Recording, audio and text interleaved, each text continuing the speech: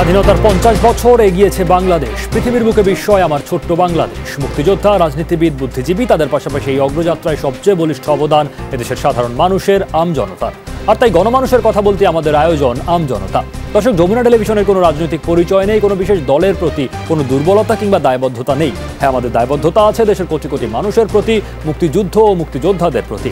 তাদের সামনে সত্যকে সত্য আর মিথ্যাকে মিথ্যা হিসেবে তুলে ধরাই আমাদের প্রধান কাজ। কোনো দল কিংবা রাজনীতিবিদকে আঘাত করা আমাদের লক্ষ্য নয়। আমাদের লক্ষ্য নিজেদের ভুলগুলো নিজেরা মিলে খুঁজে বের করা, এগিয়ে যাবার লক্ষ্যে বলবো আগামীর সুন্দর বাংলাদেশ নিয়ে আমাদের সবার ভাবনার কথা। পুরো সময় আপনাদের সাথে আছি সৌমিত্র শুভ্র। আমজনতার আজকের বিষয় শেষ বেলায় বিব্রত। আর শেষ বেলায় যে বিব্রত হওয়ার বক্তব্য, সেই বক্তব্য মূলত এসেছে প্রধান নির্বাচন কমিশনারের কাছ থেকে। স্থানীয় সরকার পর্যায়ে যে নির্বাচন হয়েছে ইউনিয়ন পরিষদে, সেসব নির্বাচনে সহিংসতা এবং যে ধরনের পরিস্থিতির উদ্ভব হয়েছে সেটি নিয়ে আসলে বিব্রত বলে তিনি মত প্রকাশ করেছেন। আজ যেমন নির্বাচন কমিশন সচিবও বলেছেন কমিশন উদ্বিগ্ন এই নির্বাচন পূর্ব সহিংসতায়। দ্বিতীয় ধাপের নির্বাচন এখনও শুরুই হয়নি। ফলে সব মিলিয়ে এইটি স্বাভাবিকভাবে রাজনীতির মাঠকেও নানাভাবে উত্তপ্ত করছে এবং সেখানে আলোচনা দানা বাঁধছে নতুন করে। ফলে সে বিষয়গুলো নিয়ে আলোচনা করতেছে আমাদের সঙ্গে আলোচকরা রয়েছেন। তবে আমি একটু শুরুতেই যেতে চাই নরসিংদীতে যমুনা টেলিভিশন স্টাফ রিপোর্টার আমাদের সহকর্মী আয়ুব খান সরকারের কাছে। আয়ুব, স্বাগত জানাচ্ছি আপনাকে আমজনতায়। 3 জন মানুষ নিহত হলেন, আহত হয়েছেন 30 জনের মধ্যে গুলিবিদ্ধ 10 জন। এমন বড় গোলাগুলির ঘটনা ঘটলো, তাও নরসিংদীর একটা প্রত্যন্ত এলাকায়। কি অবস্থা সেখানে এখন জানতে চাই, এবং যারা আহত হয়েছেন তাদেরই বা কি অবস্থা?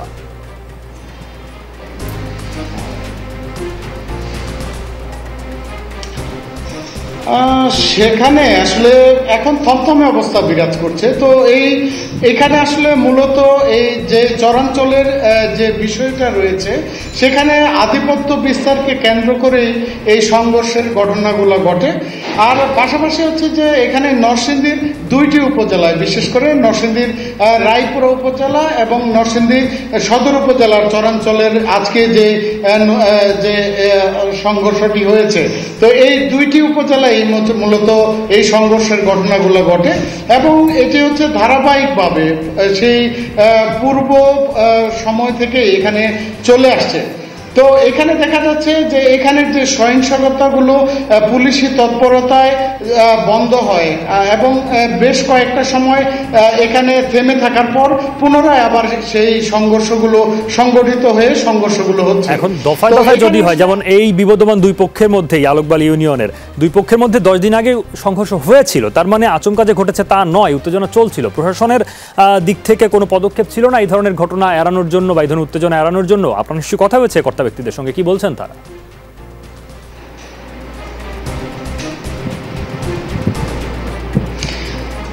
প্রশাসন আসলে এখানে আপনাকে বলে রাখি সৌমিত্র, যে এখানে আসলে একটি দুর্গম এলাকা রয়েছে।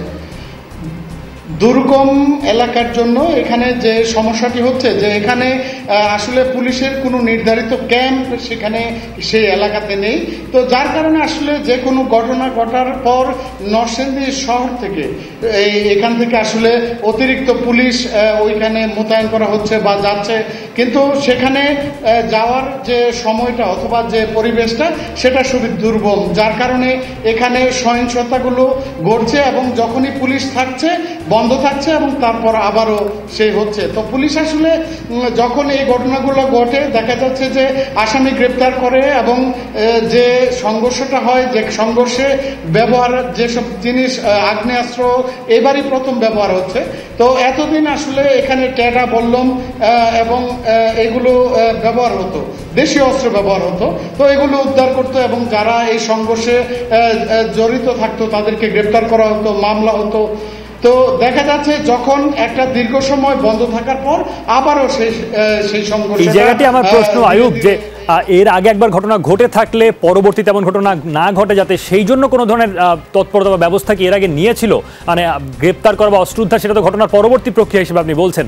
সামনে যাতে ঘটনা না ঘটে সেই জন্য কোনো উদ্যোগ নেওয়া, অর্থাৎ ডিপ্লয় করা বা সেখানে পুলিশ সদস্য মোতায়েন করা, বা যেহেতু এখানে রাজনৈতিক দলের সদস্যরা জড়িত, ফলে রাজনৈতিক দলগুলোর সঙ্গে কথোপকথন বা এমনকি রাজনৈতিক দলগুলোর পক্ষ থেকে কোনো ধরনের চেষ্টা ছিল এই ধরনের সংঘর্ষ এড়ানোর জন্য? তাদের দিক থেকে তৎপরতা দেখেছেন কি? 2 জায়গা থেকে তৎপরতা ছিল কিনা আপনার কাছে জানতে চেয়েছি।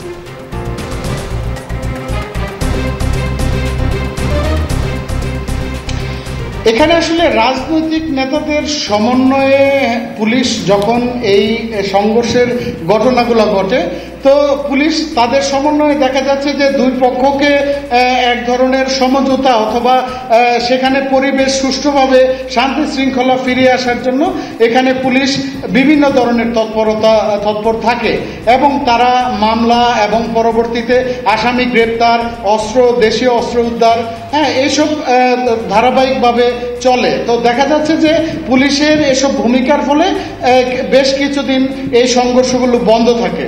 তো আসলে এই মূলত নরসিংদীর চরাঞ্চলে যে 11ই নভেম্বর এবং 28শে নভেম্বর নির্বাচন হবে, ইউনিয়ন পরিষদ নির্বাচন পর্যায়ক্রমে 2টি ধাপে হবে। তো দেখা যাচ্ছে যে এটিকে কেন্দ্র করেই এখন মূলত সেই সংঘর্ষগুলো আবার পুনরায় সংঘটিত পদক্ষেপ নেওয়া হচ্ছে। তার বাইরে যে আরো পদক্ষেপ নেওয়ার সুযোগ বা অবকাশ ছিল এবং এই ধরনের ঘটনা এইসব পদক্ষেপের পরেও ঘটেছে, সেটি অস্বীকার করার সুযোগ থাকছে না। আপনাকে ধন্যবাদ আমাদের সঙ্গে যুক্ত হওয়ার জন্য জনতায়। দর্শক, আমাদের সঙ্গে রয়েছেন বাংলাদেশ আওয়ামী লীগের কেন্দ্রীয় কার্যনির্বাহী সংসদের সদস্য অ্যাডভোকেট ABM রিয়াজুল কবির কাউসার।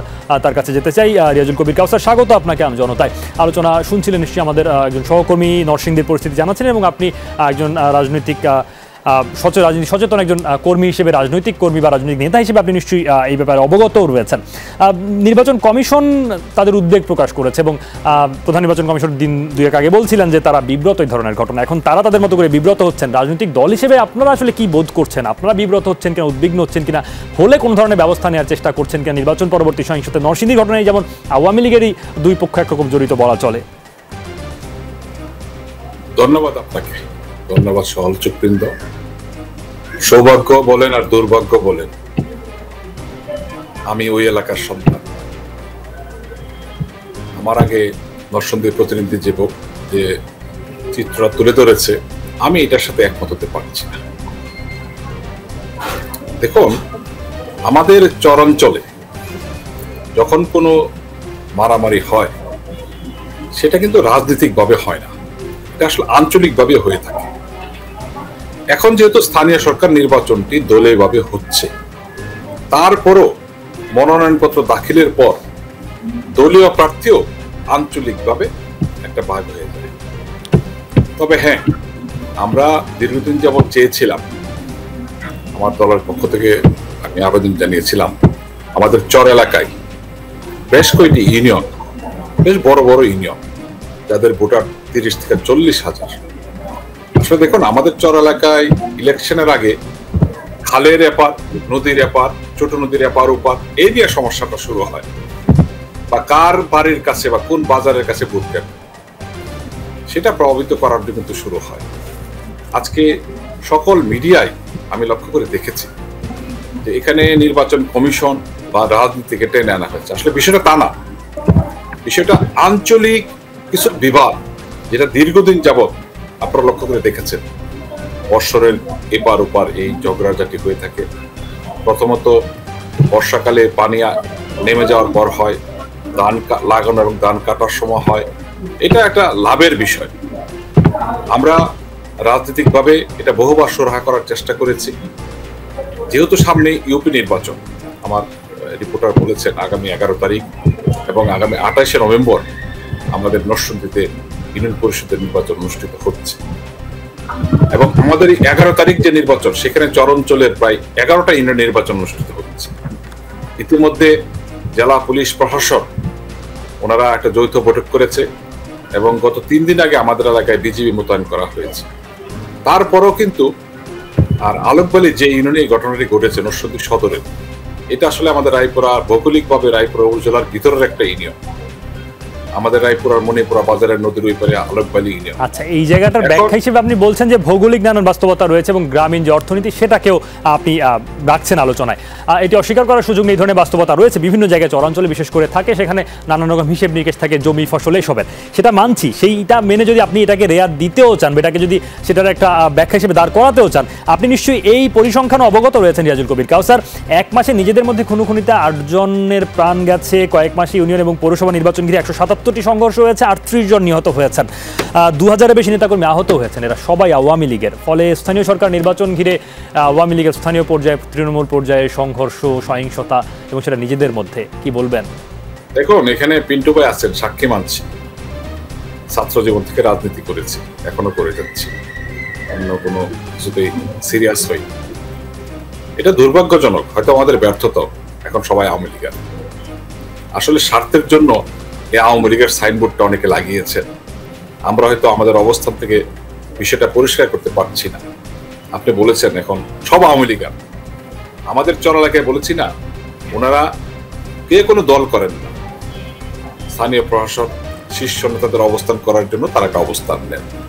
চর এলাকায় প্রথমত মহল্লা, গ্রাম, ওয়ার্ড ভিত্তিক এটা হয়ে থাকে, এবং আমাদের পুলিশ প্রশাসন বা আমাদের যে জেলা প্রশাসন, উপজেলা প্রশাসন বিভিন্ন সময় ওনাদের সাথে বৈঠক করে থাকে।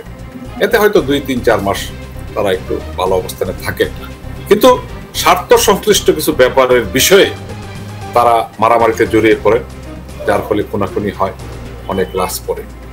আমাদের নরসিংদী জেলার পরিসংখ্যানটা খুব সুখের না।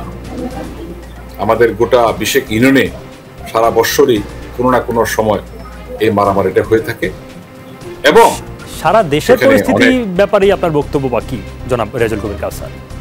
না, এটা যদি বলেন, দেখুন আমরা যদি গত 4টা স্থানীয় সরকার নির্বাচন দেখি, এইবার দ্বিতীয়বারের মতো স্থানীয় সরকার নির্বাচন দলীয়ভাবে হচ্ছে, জাতীয় প্রতীকে হচ্ছে।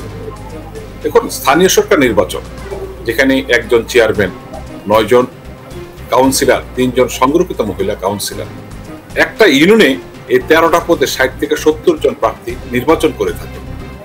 এবং এটা কিন্তু একটা উৎসব, উৎসব করতে গিয়ে ছোটখাটো ঝামেলা হতেই পারে, কিন্তু এটা আমি বলবো না। কিন্তু আমরা যদি 10-15 বছর আগের কথা বলি, পিন্টু ভাই আর ভালো বলতে পারবেন পরিসংখ্যান দিয়ে, যে এক সময় ইউনিয়ন পরিষদের নির্বাচনে 500 থেকে 1000 খানেক লোক মারা যেত। যদি আমরা 2016 সালেরটা ধরি, সেখানে 169 জন মারা গিয়েছিল, তাই না? আমরা চাই না নির্বাচন সামনে নিয়ে কোনো কোনাকুনি হোক, কেউ মারা যাক। আস্তে আস্তে আমাদের নির্বাচন প্রক্রিয়ায় ডিজিটাল হচ্ছে, ইভিএম হচ্ছে, হয়তো এগুলি আরো কমে যাবে, কিন্তু প্রশাসনিকভাবে আমাদেরকে আরো কিছু সিদ্ধান্ত নিতে হবে, কৌশলগত সিদ্ধান্ত নিলে। কেননা আমরা যেহেতু অনেক কিছু ডিজিটাল হয়ে গেছে, নির্বাচন প্রক্রিয়াটা ডিজিটাল করে ফেলি, আমরা যদি ইউনিয়নের সংখ্যা বাড়াই, আমরা যদি উপজেলার প্রশাসনিক ইউনিট বাড়াই, এক্ষেত্রে আমাদের এই সমস্যাগুলি অনেক কমে আসবে। আরো প্রশাসনিক জায়গা থেকে এবং ডিজিটালাইজেশনের যেই প্রক্রিয়া চলছে সেগুলোর মধ্য দিয়ে এগোলে কমে আসবে বলে আপনি মনে করছেন? অর্থাৎ বিবাদমান অন্যান্য বিষয়গুলোর চেয়ে এইদিকে নজর দেওয়ার ব্যাপারেই আপনি অন্তত জোর দিচ্ছেন। রিয়াজুল কবির কাউসার, আরো কথা হবে আপনার সঙ্গে, আপনি আমাদের সঙ্গেই থাকুন। বিএনপির প্রশিক্ষণ বিষয়ক সম্পাদক এবি মোশাররফ হোসেন আমাদের সঙ্গে রয়েছেন। এবি মোশাররফ হোসেন, স্বাগত জানাচ্ছি আপনাকে আমজনতায়। যেই সংঘর্ষ সহিংসতার পরিসংখ্যান নিয়ে কথা বলছিলাম, নির্বাচন কমিশনের দিক থেকে উদ্বেগ প্রকাশ করছে, বিব্রত হচ্ছে আওয়ামী লীগ, যেমন তাদের এইসব নিয়ে ভাবনার কথা বলছে। বিএনপির কোনো ভাবনা রয়েছে কিনা এইসব বিষয়ে? অর্থাৎ আপনারা নির্বাচন, স্থানীয় সরকার নির্বাচনে নেই, ফলে আপনারা নির্বাচনেও নেই, উদ্বেগেও নেই, এবং এটা নিয়ে কোনো বক্তব্যও নেই, এমন কোনো অবস্থানে রয়েছেন কিনা? না হলে আপনাদের ভাবনা কি বা আপনাদের অবস্থান কি এই বিষয়ে? ধন্যবাদ আপনাকে, ধন্যবাদ আমার সহ আলোচক এবং যারা যে সকল দর্শক শ্রোতা আমাদেরকে শুনছেন, সবাইকে আমি শুভেচ্ছা জানাচ্ছি। না, আসলে রাজনৈতিক দল হিসাবে বাংলাদেশ জাতীয়তাবাদী দলের একটা উদ্বিগ্নতা তো আছেই, কারণ আমরা একটা দল হিসাবে চাই বাংলাদেশে একটি অবাধ, সুস্থ, নিরপেক্ষ নির্বাচন হোক। আজকে সেই নির্বাচন যখন আজকে নির্বাসনে চলে গেছে, তখনই কিন্তু আজকে প্রশ্নগুলি দেখা দিয়েছে। আজকে আপনি দেখেন যে বাংলাদেশ আওয়ামী লীগ এককভাবে কিন্তু নির্বাচন করছে, এবং তারা রাজনৈতিকভাবে কতটা অসহিষ্ণু সেটাই বোঝা যায়, যে তাদের নিজেদের দলের মধ্যে বিদ্রোহ প্রার্থী হচ্ছে, নিজেদের দলের মধ্যে প্রতিদ্বন্দ্বী হচ্ছে, সেখানেও তারা সহ্য করতে পারছে না। তার সেখানে আমাদের মতো রাজনৈতিক দল যখন অংশগ্রহণ করবে, তখন তাদের উপর কি ধরনের অত্যাচার, নির্যাতন এবং প্রশাসনিক জুলুম চলে, এটা কিন্তু আপনি সহজে অনুমান করতে পারেন। আজকে আমরা এই মিডিয়ার মাধ্যমে অথবা আপনার এই যে টেলিভিশন চ্যানেলগুলোর মাধ্যমে আমরা দেখতে পাচ্ছি যে যেখানে আওয়ামী লীগ, এখানে একটা কথা তো স্পষ্ট যে বিএনপি ইলেকশন বর্জন করেছে, সুতরাং আওয়ামী লীগই এখানে বাংলাদেশে ইলেকশন করছে, এবং তাদেরই বিদ্রোহ প্রার্থীরা বহু জায়গায় দাঁড়িয়েছে। আপনি যদি সেখানেও দেখেন যে আজকে বিএনপি যেখানে মাঠে নাই, সেখানে আওয়ামী লীগের উপর কী ধরনের অত্যাচারটা হচ্ছে, এটা বিদ্রোহীদের উপর, সেইটা কিন্তু বোঝা যায়। আপনি দেখেন কিছুদিন গত 29 অক্টোবর আপনি যদি নাটোরের দেখেন, সেখানে নাটোরের উপজেলা আওয়ামী লীগের যুব ক্রিয়া বিষয়ক সম্পাদক প্রকাশ্যে সভা করে বলেছে যে নৌকায় যারা ভোট দেবে এর বাইরে কাউকে কেন্দ্রে আসতে দেওয়া যাবে না। আপনি গত পরশুদিন আপনি যদি কক্সবাজার দেখেন, সেখানে আওয়ামী লীগের এক নেতা বলছে নৌকাতে ভোট না দিলে কবরস্থানে মাটি দিতে দেওয়া হবে না। এই ধরনের একটা পরিস্থিতি কিন্তু সারা বাংলাদেশে তারা তৈরি করেছে।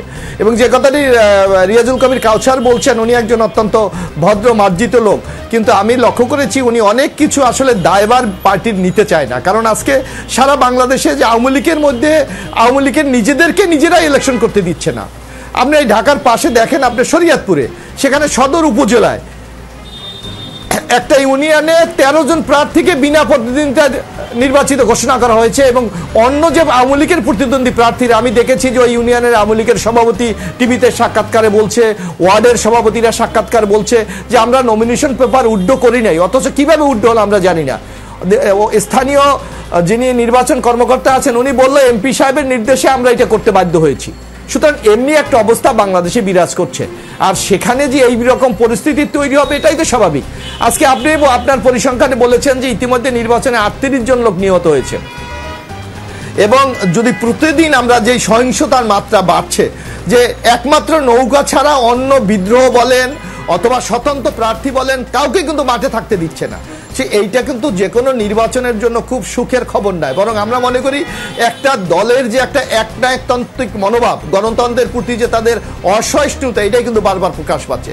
বাংলাদেশ আওয়ামী লীগ এই জায়গায় তাহলে আওয়ামী লীগ করছে তাদের মতো করে, এবং আপনাদের মহাসচিব যেমন গতকাল বলছিলেন যে সিনিয়র যুগ্ম মহাসচিব রিজভী বলছিলেন, রুহুল কবির রিজভী বলছিলেন যে সরকার লোকজন ইউপি নির্বাচনে নিজেরাই কামড়াকামড়ি করছে। কিন্তু বিএনপি আসলে কি করছে বলুন তো? বিএনপি নেতাকর্মী একবার নির্বাচনে যেতে না করলো, তৃণমূলের অনেকে সেটা শোনেনি, এখন আবার প্রতীক ছাড়া নির্বাচনে যাওয়ার কথা আপনাদের মহাসচিব বলছেন না। তো আপনাদের অবস্থান বারবার বদল হচ্ছে কিনা, অথবা আপনারা স্থির করতে পারেন আসলে কি করা উচিত এই জায়গায়? না অবস্থান আমাদের না সৌমিত্র, আমাদের অবস্থান বদল হচ্ছে না। আমরা কিন্তু স্পষ্ট ভাষায় বলেছি যে এই সরকারের অধীনে কোনো নির্বাচন সুস্থ হবে না, এবং নির্বাচনে জনগণ যে ভোটটা দেবে সেই ভোটটাও কিন্তু সঠিকভাবে আমাদের মাঝে জনগণ পাবে না, যার কারণে এই নির্বাচন আমরা বর্জন করেছি। এখন যেই কথাটি আওয়ামী লীগ এই নির্বাচনে তাদের যে অপকর্ম, তাদের সহিংসতা এবং তাদের যে দলীয়করণের যে নগ্ন একটি উদ্যোগ, সেটাকে তারা জায়েজ করার জন্য আজকে বলা হচ্ছে বিএনপি অনেক জায়গায় স্বতন্ত্র দাঁড়িয়েছে, কিন্তু দলগতভাবে কোথাও আমাদের কোনো প্রার্থী নির্বাচনে অংশগ্রহণ করছে না, এটা হলো স্পষ্ট কিন্তু আমাদের বক্তব্য। কিন্তু আপনি লক্ষ্য করবেন যে আজকে আওয়ামী লীগ এই যে শুধু নিজেরা ইলেকশন করছে, যে আওয়ামী লীগ বিদ্রোহী, আওয়ামী লীগ স্বতন্ত্র, সেখানে যে পরিবেশটা তৈরি করছে, সেখানে আজকে আপনি প্রশাসনের ভূমিকা নিয়ে বলছেন, প্রশাসন তো কোনো ভূমিকা নিতে পারছে না, কারণ বিদ্রোহ আওয়ামী লীগ, নৌকা মার্কা আওয়ামী লীগ, স্বতন্ত্র আওয়ামী লীগের লোকজন দাঁড়িয়েছে। সুতরাং এখানে প্রশাসন কার পক্ষে যাবে? কারণ এই দলীয় সরকার ক্ষমতায় আছে।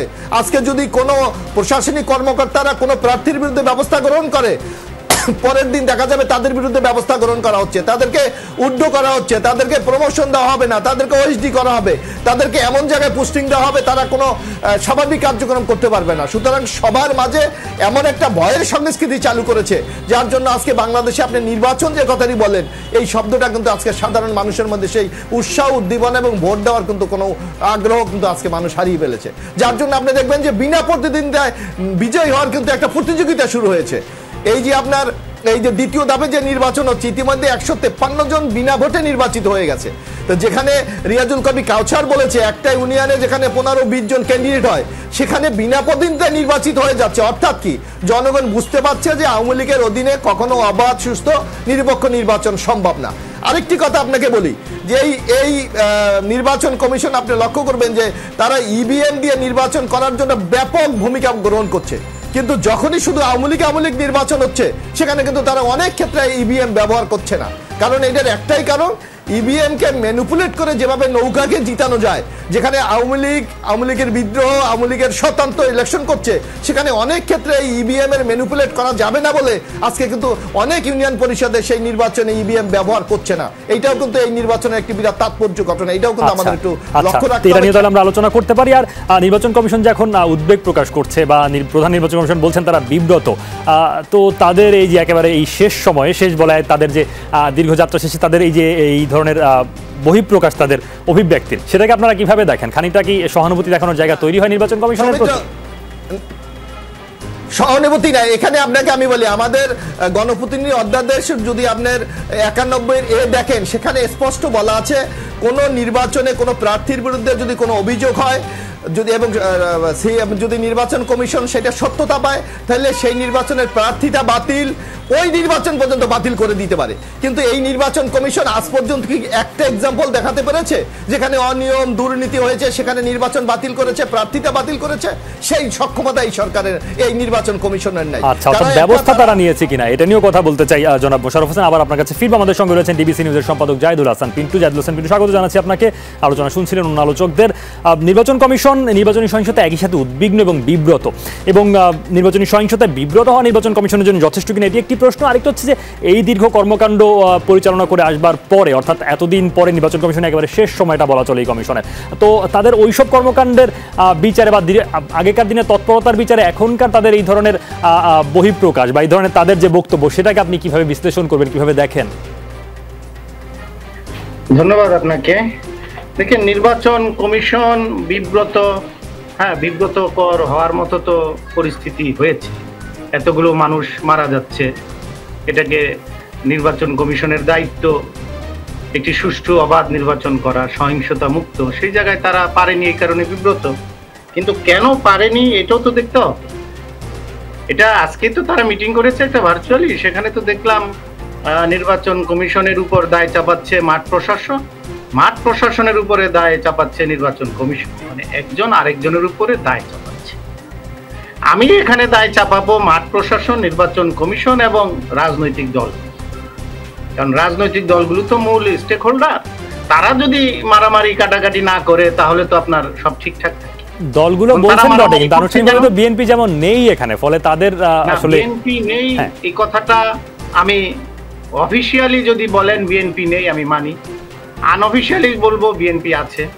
বিএনপি কোথায় আছে? বিএনপি আছে যেখানে এই নির্বাচনে আওয়ামী লীগের তো একটা স্ট্র্যাটেজি যা দেখতে পাচ্ছি, কোনো জায়গায় এই যে আপনার একক প্রার্থী, সেখানে আওয়ামী লীগ একরকম, কোনো জায়গায় ধরেন কয়েকটা জায়গায় ভোট ছাড়াই নির্বাচিত হয়ে গেছে। অধিকাংশ জায়গায় একাধিক প্রার্থী, যেখানে একাধিক প্রার্থী ওখানে আবার বিএনপির প্রার্থী আছে, কারণ ওখানে বিএনপির একটু সুবিধা আছে। বিএনপি অফিসিয়ালি যোগ দিচ্ছে না, কেন্দ্রীয়ভাবে এখানে নির্বাচনে অংশ নিচ্ছে না, এটা ঠিক। কেন্দ্রীয়ভাবে প্রচারও চালাচ্ছে না, ধানের শীর্ষেও নির্বাচন করছে না, এটাও ঠিক। কিন্তু স্থানীয় পর্যায়ে বিএনপির কেউ যদি এই নির্বাচনে স্বতন্ত্রভাবে অংশ নেন, সেটাকেও তারা বাধা দিচ্ছে না, এটাও ঠিক। তো এই জায়গায় বিএনপি যদি বলেন বিএনপি অংশ নিচ্ছে না, আক্ষরিক অর্থে এটা ঠিক। আবার যদি বলেন বিএনপির নেতা কর্মীরা অংশ নিচ্ছে, এটাও ঠিক, সেটাও ঠিক। হ্যাঁ, এখন যদি বলেন আমি নাম পরিচয় সহ কোন ইউনিয়নের প্রেসিডেন্ট, কোন ইউনিয়নের সেক্রেটারি, আপনার অফিস থেকে আপনি তো যমুনায় ওখান থেকে যুগান্তর পত্রিকাটা বাইরে, ওখানেও দেখেন লিস্ট আছে। সো ওই বিতর্কে আমি যাচ্ছি না। আমি আসতেছি এই মারামারি কাটাকাটি সহিংসতা নিয়ে।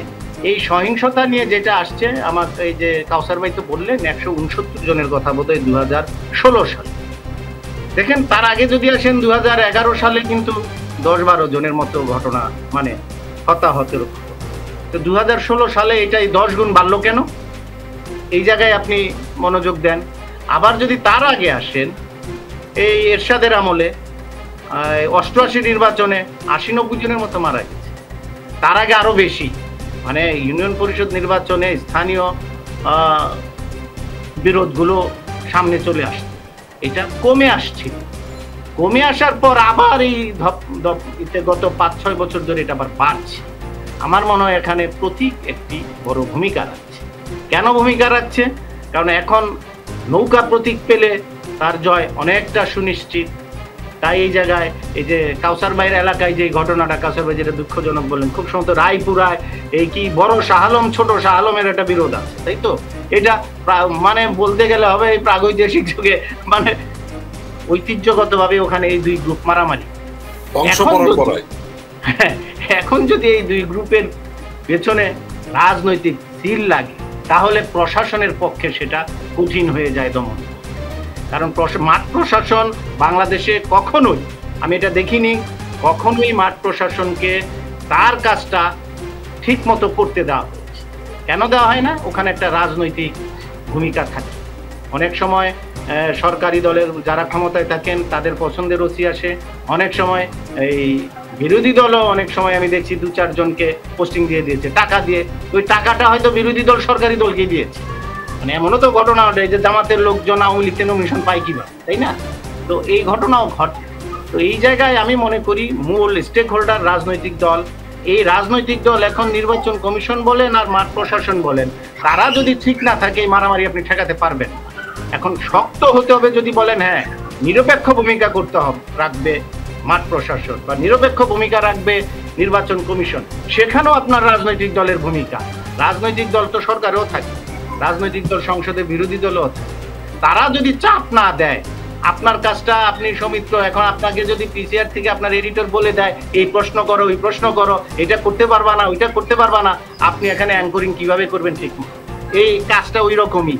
আপনাকে যদি ঠিক মতো সাহায্য সহযোগিতা করা না হয় আপনি ঠিক মতো কাজটা করতে পারবেন না। এটা যেমন ঠিক আপনার ওই গার্ডস থাকতে হবে যে আমি এই প্রশ্নটা করব কাউসার ভাইকে, আমি এই প্রশ্নটা করব এই আপনার মোশাররফ ভাইকে, বা আমাকে। এখন আমাদের নির্বাচন কমিশনের যে গঠন প্রক্রিয়া এবং নির্বাচন কমিশনের বিগত দিনে যে ধারাবাহিকতা, সেখানে সেই গার্ডসের চর্চা কি ছিল কিনা বা সেটা কতখানি আছে আপনার মনে হয়? আপনি একটা আবার ইতিহাস তুলছেন বাংলাদেশে। আপনি সাম্প্রতিক বিষয় নিয়ে যদি বিবেচনায় নিয়ে যদি বলছি, এটা আপনি ভাইটাল কোশ্চেন। বাংলাদেশে বর্তমানে 12তম নির্বাচন কমিশন বোধহয় চলছে। এটা যদি হিসাব করে দেখেন, সেই ইদ্রিস সাহেব যখন প্রধান নির্বাচন কমিশনার 72-73 সাল থেকে, তার আগে তো জাস্টিস সাত্তার ছিলেন 70 নির্বাচনে, যিনি বিএনপি থেকে প্রেসিডেন্ট হয়েছিলেন। আমরা বাংলাদেশ আমল থেকে যদি ধরি, 12 জন প্রধান নির্বাচন কমিশনার মধ্যে 7 জন বিচারপতি, 5 জন রিটায়ার্ড সেক্রেটারি। তাদের যদি গার্ডস না থাকে, আপনি গার্ডস কাকে দিয়ে আনাবেন? এখন আপনি কি আসমান থেকে মানুষ নিয়ে আসবেন এখানে? এই 7 জন বিচারপতির মধ্যে কয়েকজন বিচারপতি তো ন্যাক্কারজনক ভূমিকা রেখেছেন, এটা তো অস্বীকার করার উপায় নেই। আবার কয়েকজন আমলা ভালো কাজও করেছেন। এই দেশে ভালো নির্বাচনও হয়েছে, মন্দ নির্বাচনও হয়েছে। ভালো নির্বাচন কমিশনও ছিল, মন্দ নির্বাচন কমিশনও ছিল। বিহাইন্ড দ্য সিন আপনার প্রেশার কম ছিল। এই উনি যেমন গার্ডস দেখাতে পেরেছেন, আবার তাকে হেল্পও করা হয়েছে, যেটা বাংলাদেশের সংবিধানে আপনি যদি দেখেন সরকারের দায়িত্ব, নির্বাহী বিভাগের দায়িত্ব আপনার 126। এখন যেই সময় ভালো নির্বাচন হয়েছে, জায়েদ হাসান পিন্টু, একেবারে সংক্ষেপে আর কি আপনার প্রশ্নের সঙ্গে উত্তরের সঙ্গে আমি যুক্ত করতে চাই প্রশ্নটা, সেটা হচ্ছে যেই সব সময় সরকার সহযোগিত হয়েছে সেই সরকারগুলো রাজনৈতিক সরকার ছিল কিনা, বা সেই সরকারগুলোর অবস্থান কেমন ছিল, এবং সেটার তুলনা করতে গেলে আপনি কি বলবেন?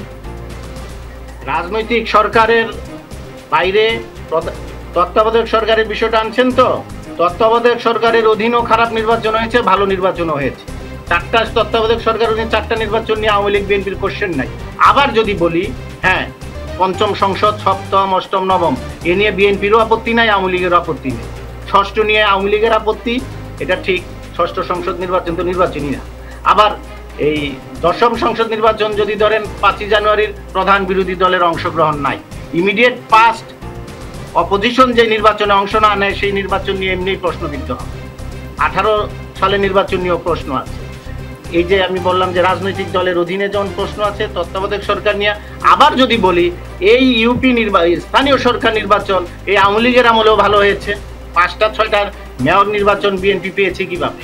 আওয়ামী লীগ যদি জোর করে নিয়ে যেতে পারতো না, চাইলে নিতেও পারতো।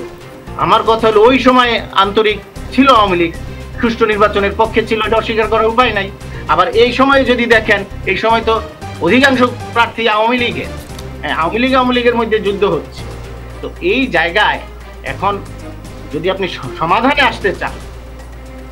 আসতে চাইলে এই জায়গায় রাজনৈতিক দলগুলোর ওই যে আমি বললাম তাদের এক হতে হবে যে নির্বাচন কমিশনকে আমি 50 বছরে যেটা আমি করতে পারিনি, আজকে আমি করলাম একটা ভালো নির্বাচন, আগামী নির্বাচনটা খারাপ হতে পারে।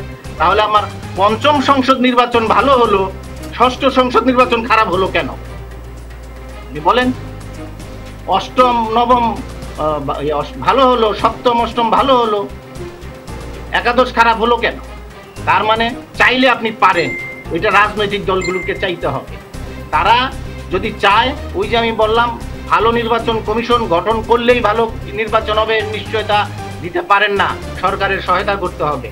আবার সরকার সহায়তা করার পরে একটি ভালো নির্বাচন হওয়ার পরে যে সরকার গঠন করবে, যিনি ক্ষমতায় আসবেন, তিনি আবার যিনি হারছেন তাকে মেরে কেটে শেষ করে দিবেন, তাহলে আবার পরে নির্বাচনের প্রশ্ন আসবে।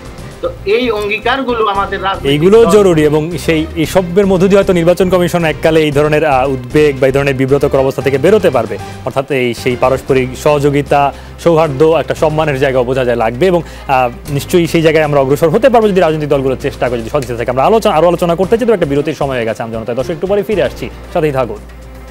এর বিষয়ে শেষ বেলায় বিব্রত, নির্বাচন কমিশন বিব্রত, আমরা কথা বলছিলাম, এই বিষয়ে আলোচনা করছিলাম। আমাদের সঙ্গে রয়েছেন বাংলাদেশ আওয়ামী লীগের কেন্দ্রীয় কার্যনির্বাহী সংসদের সদস্য অ্যাডভোকেট এবিএম রিয়াজুল কবির কাউসার। রিয়াজুল কবির কাউসার, আবার আপনার কাছে ফিরতে চাই। বিরতির আগে অন্যান্য আলোচনা যেগুলো হচ্ছিল সেগুলোর নিশ্চয়ই উত্তর বা জবাব কিছু রয়েছে আপনার কাছে, সেটা শুনতে চাইবো। আর প্রশ্ন রাখতে চাই যে কোনো কোনো রাজনৈতিক বিশ্লেষক বলেন যে যেহেতু দলীয় প্রতীকে প্রার্থী কমে এসছে, ফলে যারা থাকেন নির্বাচন সংশ্লিষ্ট, অর্থাৎ যেসব কর্মকর্তারা বা অন্যান্য যারা থাকেন, তারা এই ধরনের চাপ অনুভব করেন ক্ষমতাসীন দলের প্রার্থীকে জিতিয়ে আনবার জন্য। সেটা চাপ আপনারা যদি নাও দিয়ে থাকেন, মনস্তাত্ত্বিক চাপ তো তৈরি হতেই পারে।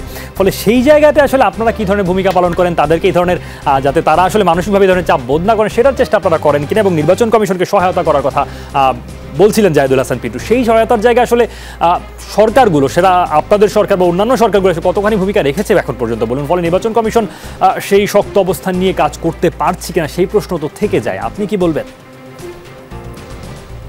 দেখুন, আমি আরেকটা বিষয় দিয়ে সূচনা করতে চাই। বাংলাদেশ নির্বাচন কমিশনের সাংবিধানিক মোতাবেক দুইটা নির্বাচন করার দায়িত্ব, একটা রাষ্ট্রপতি নির্বাচন, একটা জাতীয় সংসদ নির্বাচন। দেখুন, এই স্থানীয় সরকার যে নির্বাচনগুলি হচ্ছে, এটা কিন্তু স্থানীয় সরকার মন্ত্রণালয়ের নির্বাচন। ওনারা নির্বাচন কমিশনে একটা রিকুইজিশন দেন, আমাদের এই নির্বাচনগুলি আপনারা করে দেন। কোন নির্বাচনটা ফিট আনফিট এটা কিন্তু স্থানীয় সরকার মন্ত্রণালয় করে দেন। এই ক্ষেত্রে নির্বাচন কমিশন সাধারণত স্থানীয় প্রশাসনের সহযোগিতায় নির্বাচনটা করে থাকেন, আর জাতীয় সংসদ করেন। এই ক্ষেত্রে আমি যেটা বলতে চাই, আপনি যদি শেষ বেলায় বিব্রত হতে চাচ্ছেন, এটা বিব্রত হওয়ার কিছু নেই, এটা একটা সার্ভিসের কন্টিনিউশন। প্রধান নির্বাচন কমিশনার বলেছেন রিয়াজুল কবির কাউসার, ফলে তার বক্তব্যকে আমলে না নিয়ে আমরা পারছিলামও না, সেই জন্যই মূলত আলোচনায় তুলেছি। বলুন না। এটাও বলতে চাই, পিন্টু ভাই বলেছেন যারা কমিশনার হন এরা জাতির সুপুরুষ, বিভিন্ন সময় বিভিন্ন দায়িত্বপূর্ণ দায়িত্বে ছিলেন, ওনারা বলার সময় দায়িত্ববান পূর্ণ কথা বলা উচিত। হ্যাঁ, এখন আসেন, যেহেতু দুই টার্ম এই নির্বাচনটা জাতীয়ভাবে হচ্ছে, আমরা মনে করি সকল রাজনৈতিক দল অংশগ্রহণ করবে। দেখুন, এখানে মোশাররফ ভাই বলেছেন, আমরা গত পরশুদিন ওনাদের মহাসচিবের বক্তব্য শুনেছি। কি বলেছেন? যেহেতু বিভিন্ন পত্রিকায় এসছে 576টা ইউনিয়নে বিএনপির প্রার্থী তৃতীয় ধাপে, উনি বলেছেন যে কেউ নির্বাচন করতে পারেন, আমরা কোনো ব্যবস্থা নেব না। তাহলে সেটা কি দাঁড়ালো?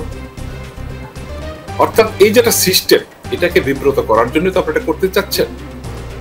এবং এই স্থানীয় ইউনিয়ন পরিষদের যারা ভোটার, তারাই তো আগামী জাতীয় সংসদ নির্বাচনে ভোট দিবেন, অন্য ভোটাররা দিবেন যে না, স্থানীয় সরকারের ভোটাররা জাতীয় সংসদে ভোট দিবেন না, এই ভোট আমাদের দরকার নেই, ভোটারদের কাছে যাওয়া দরকার নেই। মোশাররফ ভাই আরো কয়েকটা কথা বলেছেন। দেখুন, দ্বিতীয় ধাপে প্রায় 2500 ইউপি নির্বাচনে হচ্ছে, আরো দুইটা ধাপে আরো 15,000 হবে। হ্যাঁ, 2-4-5টা ইউনিক কিছু ঘটনা ঘটেছে, এটা নির্বাচনকালীন সময় হয়। আমি আমার আগের বক্তব্য বলতে চেয়েছিলাম, গত 10টা নির্বাচন দেখি হতাহতের সংখ্যা অনেক নিচের দিকে। আমরা চাই না হোক, অর্থাৎ একটা সিস্টেমের কারণে কিন্তু এটা হচ্ছে। আর এই ডিজিটাল সিস্টেম নিয়ে যে কথাটা বলেছেন, দেখুন, নির্বাচন কমিশনের কিছু সীমাবদ্ধতা আছে। 300 আসনে এখন ইভিএম এর নির্বাচন হয়নি, সারা বাংলাদেশে একসাথে করার সুযোগ নেই, এটা একটা সিস্টেম ডেভেলপ করতে হয়। সো নির্বাচন কমিশন অর্ধেক নির্বাচন করার চেষ্টা করেন এই সিস্টেমে, হয়তো আগামী জাতীয় সংসদ বা পরবর্তী নির্বাচন টোটালি ইভিএম এ করা সম্ভব হবে। কারণ বাংলাদেশে এখন সকল মানুষই মোবাইল ব্যবহার করেন, এবং মোবাইলের মাধ্যমে অনেকগুলো বিষয় তারা জেনে গেছেন হয়তো। আর এটাও বলতে চাই, এখনকার ইভিএম আধুনিক একটা ইভিএম, একসময় ইভিএম নিয়ে অনেক কথা হতো, আমি সে প্রসঙ্গে যাচ্ছি না। বলতে চাচ্ছি কি জানেন, আমাদেরকে, আমরা যারা রাজনৈতিক দল, আমাদেরকে সবগুলি নির্বাচন করতে হবে। কারণ শুধু জাতীয় সংসদে করলে হবে না, এখন যদি জেলা পরিষদ, উপজেলা পরিষদ, পৌরসভা, সিটি কর্পোরেশন, ইউনিয়ন পরিষদ, প্রত্যেকটা টায়ার কিন্তু খুব গুরুত্বপূর্ণ। প্রত্যেকেরই একটি কাজ করার সুযোগ আছে, বাজেট আছে, পর্যাপ্ত বাজেট যাচ্ছে উন্নয়ন কাজ করার জন্য। হ্যাঁ, আজকে দেখুন এই যে দলীয় নির্বাচনের কথাটা, এই যে বিএনপির প্রার্থীরা নির্বাচন করছে, সাংবাদিক বলেন আমরা কি করে বলি, ওনারা নির্বাচন বলে উনি বিএনপির প্রার্থী। আগে কিন্তু নির্দলীয় নির্বাচন হতো দলীয় সিদ্ধান্তে, কে কোন দলের প্রার্থী সবাই জানতো, কিন্তু নির্দলীয় নির্বাচন। এখন কিন্তু না, এটা দলীয় ভাবে করতে হবে, জাতীয় প্রতীকে করতে হবে। তা আমরা দেখেন পিন্টু ভাই এটাও বলেছেন 2014 সালের নির্বাচনটা আমাদের একটা বড় দল সেই নির্বাচন অংশগ্রহণ করে নাই, কিন্তু না করে কি চেয়েছিল, ওনারা মনে করেছিল যদি নির্বাচনে না আসে জাতীয় নির্বাচন হবে না, তাহলে কি হবে, একটা অনির্বাচিত সরকার আসবে। আমাদের দেশে কিন্তু এখনো কয়েকটি দল অনির্বাচিত সরকারের পক্ষে হাঁটেন বা এখনো তারা প্রস্তাব রাখতে চান। আর দেখুন, একটি সরকার 5 বছর রাষ্ট্রীয় ক্ষমতা পরিচালনা করে তারা যদি একটা নির্বাচন পরিচালনা করতে না পারে, তার প্রশাসন, এটা তো ব্যর্থতা। পাশাপাশি যখন তফসিল ঘোষণা হয় তখন কিন্তু সরকারের প্রধানমন্ত্রী মন্ত্রীরা রুটিন ওয়ার্ক ছাড়া কোনো কাজ করেন না। গত 2টা নির্বাচনে দেখেছি মাননীয় প্রধানমন্ত্রী কোনো সরকারের সুযোগ সুবিধা নিয়ে কোনো দলীয় নির্বাচনের জনসভায় যাননি, মন্ত্রীরাও কোনো উন্নয়নের দেননি বা কোনো কাজ করেননি। এখন এই জায়গাগুলোতে এই পদক্ষেপগুলোর পরেও যেন বিয়াজুল কবির কাউসার, জাহিদুল হাসান পিন্টু যেটি বলছিলেন যে যেই নির্বাচনগুলো অপেক্ষাকৃত সবার কাছে গ্রহণযোগ্য হয়েছে, সেই সব জায়গায় দেখা গেছে যে যেটা বলি যে ওই রাজনৈতিক সরকারের চেয়ে অন্যান্য নামের সরকারগুলি আসলে বেশি ছিল, অন্যান্য কাঠামোর সরকার বেশি ছিল। এখন সেই জায়গায় রাজনৈতিক সদিচ্ছার প্রশ্নটি তো থেকেই যায়, সেটি একটি ব্যাপার। এবং এর সঙ্গে এবিএম মোশাররফ হোসেন যেটি স্থানীয় সরকার নির্বাচনকে কেন্দ্র করে বলছিলেন যে যতখানি না এটি আসলে আপনার ডিজিটালাইজেশন বা অন্যান্য উদ্যোগের ব্যাপার, তার চেয়ে বেশি ব্যাপার হচ্ছে আওয়ামী লীগের যে সামগ্রিক কর্মতৎপরতা, নিজের দলের প্রার্থীকে জিতিয়ে আনা এবং নিজেদের মধ্যে মারামারি হানানি, প্রশাসনকে দলীয়করণ, এইসবের কারণে এই ধরনের ঘটনা বেশি হচ্ছে। ফলে দায়ের জায়গায়ও তো আপনাদের একটা জবাব থাকবে নিশ্চয়ই। ছোট পরিসংখ্যান দিতে চাই, 2016 সালে আওয়ামী লীগ 26টা 70টা ইউপিতে জয়ী হয়েছিল, বিএনপিও কিন্তু 372টা ইউনিয়ন পরিষদে জয়ী হয়েছিল এবং স্বতন্ত্র 880টা। 2021 সালে প্রথম ধাপে আওয়ামী লীগ 120টা, স্বতন্ত্র 49টা এবং বেশ কয়েকটি রাজনৈতিক দল আরো 12টি ইউপিতে জয়ী হয়েছে। এবং গত 20 সেপ্টেম্বর যেটা অনুষ্ঠিত দ্বিতীয় ধাপে হয়েছে, সেখানে কিন্তু স্বতন্ত্র 26 জন সহ বিভিন্ন রাজনৈতিক দলের 8 জন জয়ী হয়েছে। এবং এই স্বতন্ত্রের মধ্যে কিন্তু বিএনপির প্রার্থীরা আছেন এবং আগামী 11 তারিখ হবে এবং 28 হবে। এখানে কিন্তু ওনার প্রার্থীরা জয়ী হচ্ছেন। সেটা যদি হতো, বাংলাদেশের এমন কোন ওয়ার্ড ইউনিয়ন আছে যেখানে আওয়ামী লীগ নেই? তারা কি সিটটা ছেড়ে দিয়েছে? তারা নির্বাচনের মাধ্যমে জয়ী হয়েছে। আর একটা সিস্টেমকে পরিপূর্ণ চালু হওয়ার আগে বিতর্কিত করা, এটা মোটেই ঠিক না। কারণ এখন আমাদের পরবর্তী প্রজন্ম যারা নতুন ভোটার, তারা কিন্তু এই সিস্টেমের সাথে পরিচিত হচ্ছে। আচ্ছা, হ্যাঁ, সেই পরিচিত দরকার রয়েছে এবং প্রযুক্তি পাল্টাবে, প্রযুক্তির সঙ্গে সঙ্গে নিশ্চয়ই সাধারণ মানুষ যারা রয়েছেন বা দেশের মানুষ, তরুণ প্রজন্ম, তাদেরকে পরিচিত করতে এবং তার মধ্যে একটা অভ্যস্ততাও আনতে হবে, সেটাও বাস্তবতা।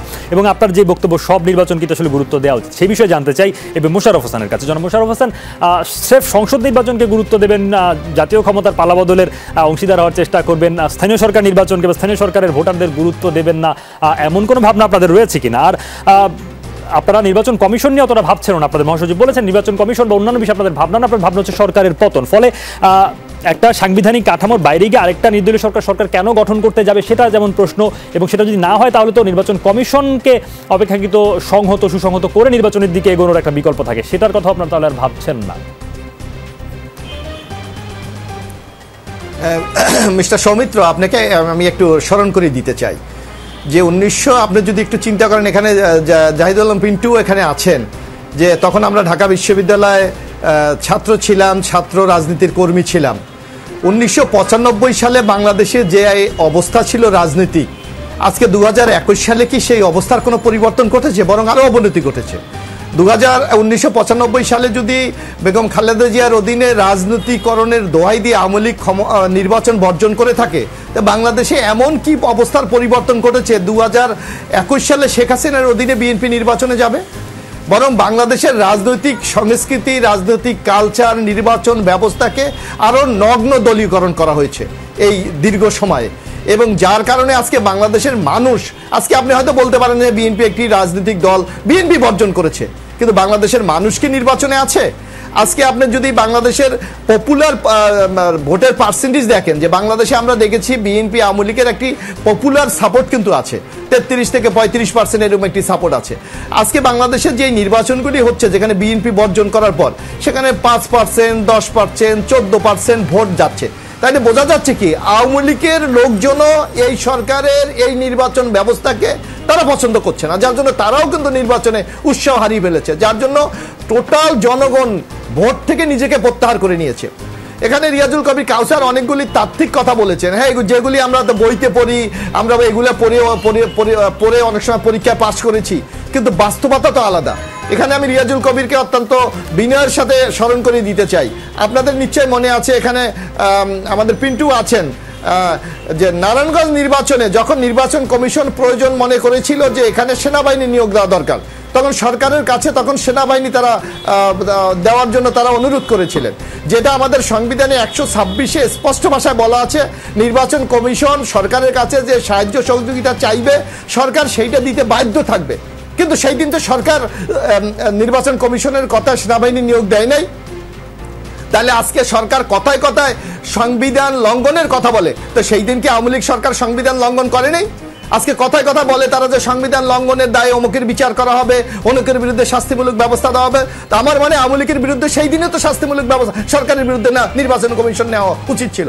আপনাকে আমি একটা কথা, ভারতের আমরা টি.এস. সেশনের কথা শুনি, যিনি একজন খুব নাম করা একজন প্রধান নির্বাচন কমিশনার ছিলেন, যে উত্তরপ্রদেশের নির্বাচনে তৎকালীন প্রধানমন্ত্রী ইন্দিরা গান্ধী যাওয়ার কথা ছিলেন, আইন শৃঙ্খলা অবনতি হবে ধরে সেদিন কিন্তু নির্বাচন কমিশন বলেছিল তৎকালীন প্রধানমন্ত্রী ইন্দিরা গান্ধী উত্তরপ্রদেশে যেতে পারবে না।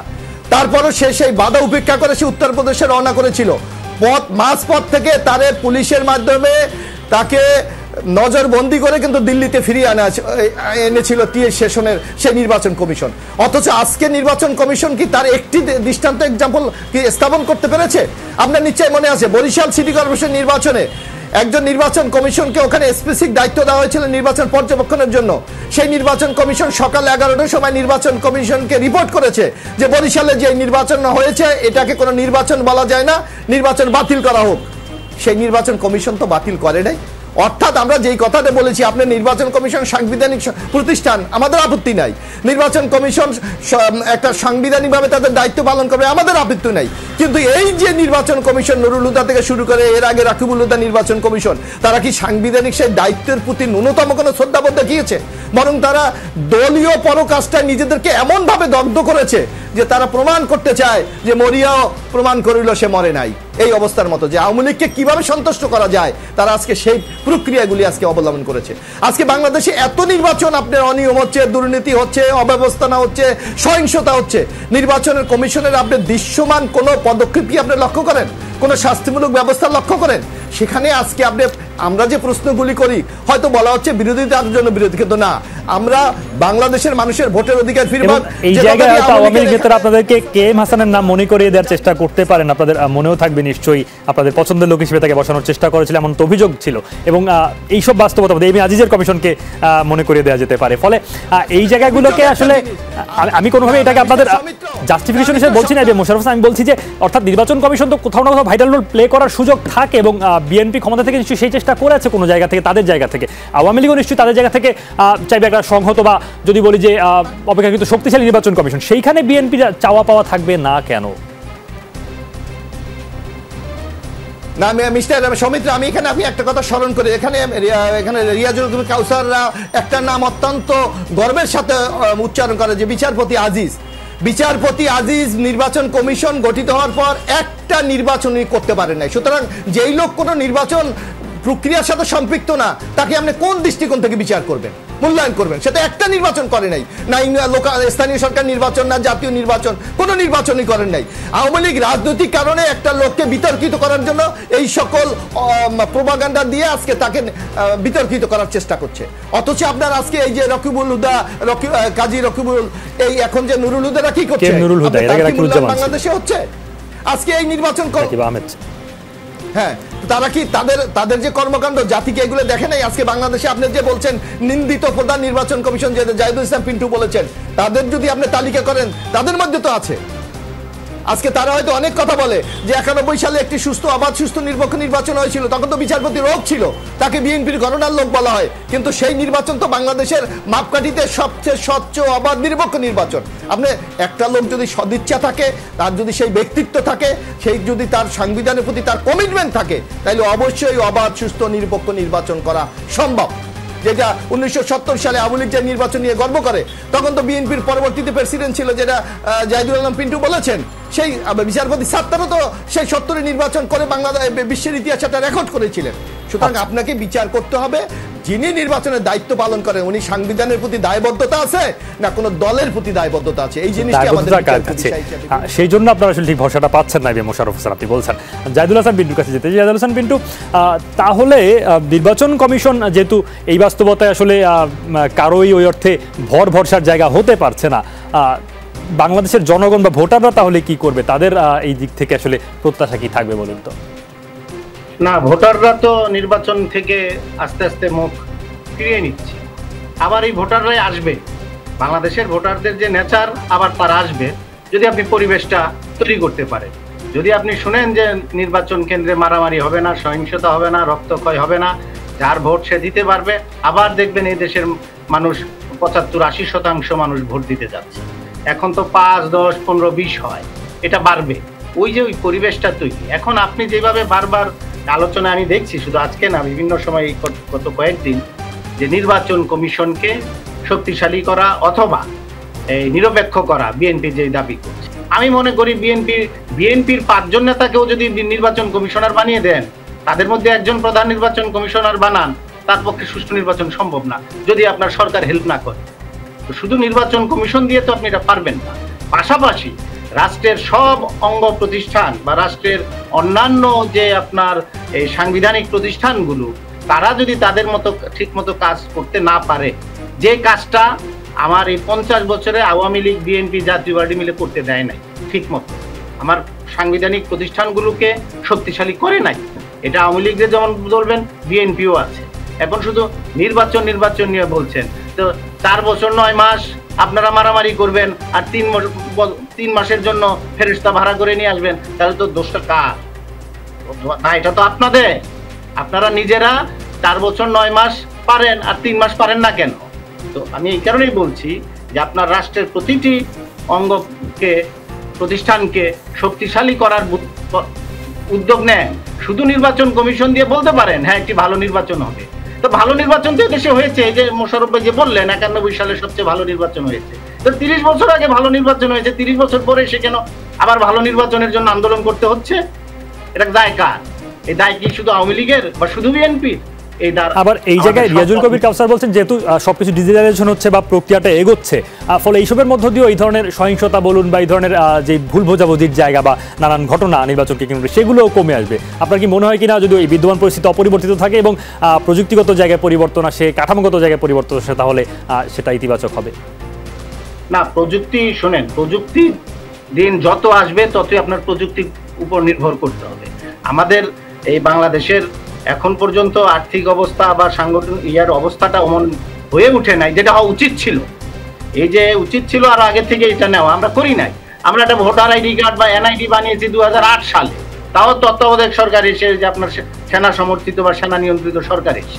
আমরা তো রাজনৈতিক দলগুলোরই করি নাই, আমরা এখনো স্মার্ট কার্ড বানাতে পারি নাই, তাই না? আমার তো একটা কার্ড দিয়ে সমস্ত কিছু করার কথা। এইগুলো আস্তে আস্তে হবে না যে তা না, কিন্তু এগুলো আরো আগে হওয়া উচিত ছিল। ইভিএম তো আমি মনে করি, কিন্তু এগুলো হলেই কি এই ধরনের ঘটনার বা সহিংসতা বা এই ধরনের পরিস্থিতির অবসান হবে কিনা এটা প্রশ্ন। না, এটা হবে না, প্রযুক্তি দিয়ে আপনি পারবেন না একা। আপনার ওই রাজনৈতিক দলগুলো এই জায়গায় সেই অঙ্গীকার থাকতে হবে যে যা হবে বাবা, মারামারি আমরা করব না, মুখে মুখেই হবে, তর্ক বিতর্ক যা হবে এখানে বসে হবে, পার্লামেন্টে হবে, রাজপথেও হতে পারে, কিন্তু সহিংসতা হবে না। পাশাপাশি আমরা নির্বাচন পরবর্তী ফলাফল যাই হবে কোন রকমের ছাড়া আমরা এটা মেনে নেব। শুধু মেনে নেওয়া না, নির্বাচন পরবর্তী এই যে পরাজিত দলকে আপনার মারধর করা, সেটা থেকেও বিরত থাকার জন্য আপনাকে নিশ্চয়তা দিতে হবে। আদারওয়াইজ যে ক্ষমতায় থাকে, ক্ষমতা হারানোর ভয়ে, হারিয়ে গেলে যে পরে মাইকটা খাবে সেই ভয়টাও আমার রাজনৈতিক দলের থাকে। তো এই জায়গায় তো শুধু ওই এক দলের উপরে নির্ভর করছে না, যিনি জিতবেন তারও নির্ভর তার উপর করছে, নির্ভর যিনি করবে। হারবেন তারও।